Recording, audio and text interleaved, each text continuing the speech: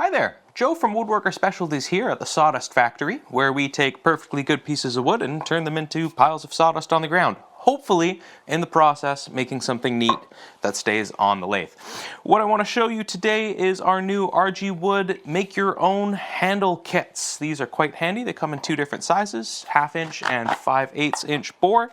They come with the little green end to hold your tool, a little ring to hold your tool end into your handle, and an Allen key to attach your tools into it. So last time I did this, I made a couple of small mistakes. The first one is that I did not account for the shrinking of the wood, so this is loose. That's a problem. What we're going to do this time is we're going to leave this outer edge here where the ring sits on a little bit bigger so that it all presses together more snugly. The other thing, I was not very careful with how I was chucking up the piece of wood into the lathe, and so the hole and the outer rim are off center from each other, so you can see that nothing really lines up here, which is a little bit unfortunate. So yeah, we're gonna mess around with it and figure it out. If you are a beginner turner, this could be a great project for you. It allows you to end up with a handle at the end of the day that can hold a bunch more tools, and you really don't need much to do this, just a rough and gouge and maybe a nice wide parting tool. That's what we're working with today, so let's get to it.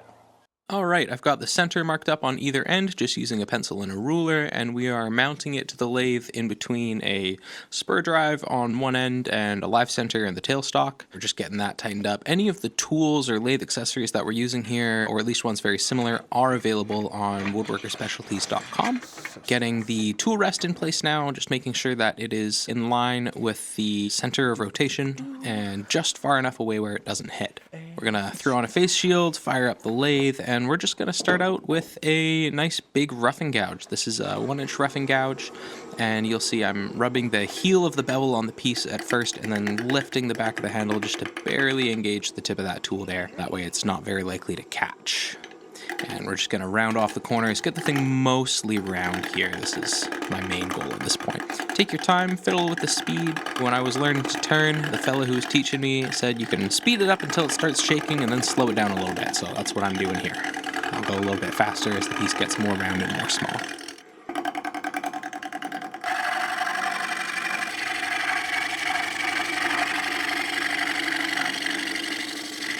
At this point, I am grabbing a 3/16 parting tool, and I'm going to use that to face off the end, make a nice flat surface, and also make some slightly smaller shoulders on the end here so that we can mount it up in our 2-inch jaws.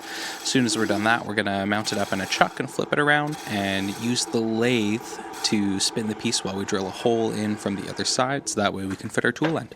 You do not have to drill the hole on the lathe. If you don't have a drill chuck for your tailstock, you can definitely do it on a drill press. We wanted to try it out this way. It worked out great for us, but like I said, depending on the tooling and whatnot that you have available, you might find it easier to drill the hole first and then move on to a later step here.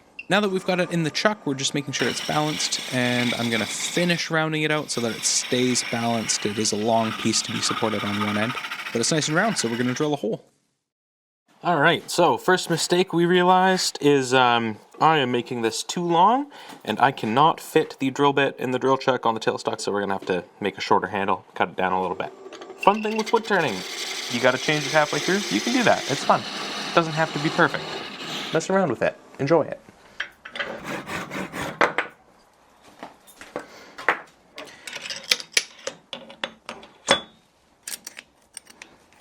Okay, drilling a hole, just slowly pushing it forward with the tailstock. I find sometimes it's hard to keep it from wandering as it goes in. If any of you pro turners out there know how to make that not happen, please let me know.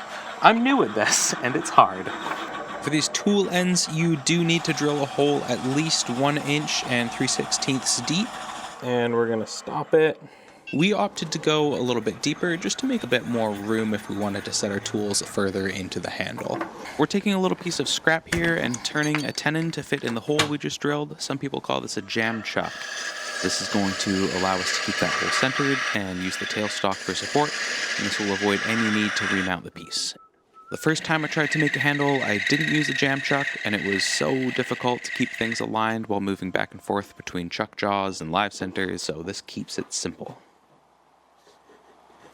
Sure. Yeah, that seems like it might work. Gotta measure the inside of this. width of this. We are going to trim up the end here for the metal ring, also called a ferrule. You want to make sure that your wood is a little bit larger than the inside diameter of the ring. That just ensures a really snug fit. It's not going to loosen up with changing humidity. This part is a lot of measuring, checking, going down, measuring and checking, turning it down. I think that's good there. Okay, so that seems to fit. Now's the whacking part. Look at that, nice and flush. And now it's just the fun part. Make it whatever shape you want.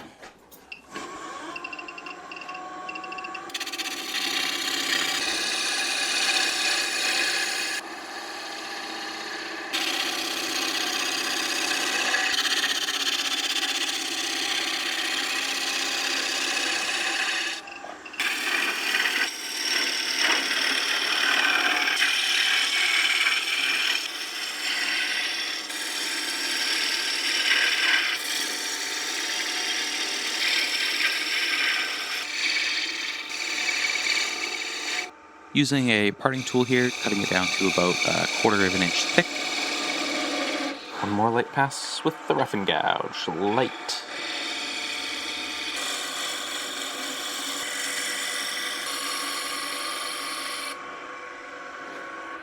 And now it's sanding time. You can put as much or as little effort into finishing your own handle as you want, but if you want a nice smooth finish, going all the way from about 120 grit sandpaper up to around 400 is going to get you there. And if you change directions each time you go up a grit, it makes it easier to see if you've sanded out all the scratch marks from your previous grit of sandpaper.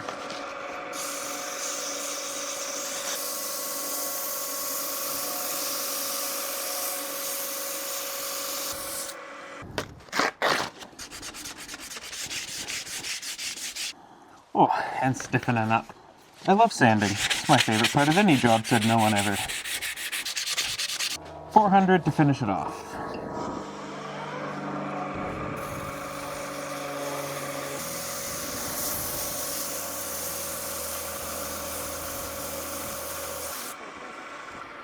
A few moments later.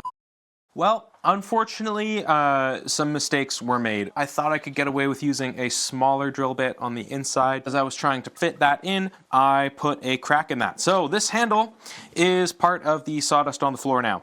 We are gonna try again. I'm gonna whip it up off screen. Stay tuned.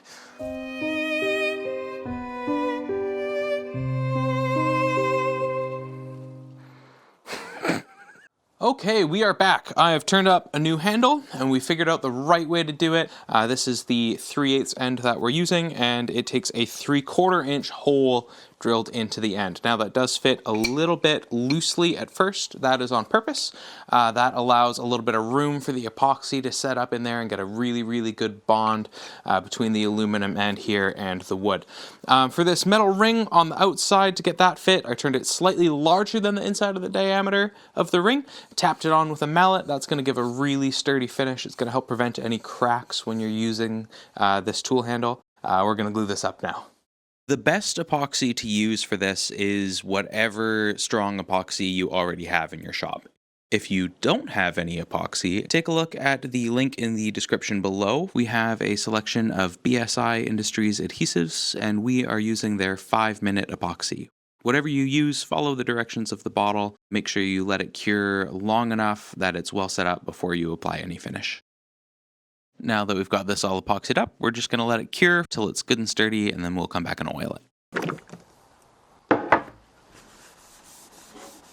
There we go. Okay, well, 2 failed attempts and 1 successful attempt later, we have a beautiful handle. So here's the mistakes we made along the way so that you can avoid them. On the first one that I did off screen, the main issue, 2 issues, was I used a more green wood. This was a tree branch. It wasn't fully dry, so everything kind of loosened up with changing humidity. Nothing fit quite right. And I didn't do a good job at getting anything aligned, so it all just looks ugly and wants to fall apart. On the second attempt, we solved that issue using a jam chuck, keeping everything aligned real easily. And we used a really dry wood, that worked well, but we used too small of a drill bit. It is a 3/4 inch drill bit you need. When you put all that together and you get everything aligned, you get your holes the right size, at the end of the day, you have something like this, and I think it is great. So learn from our mistakes, do it right the first time, have a lot of fun with it. Happy turning.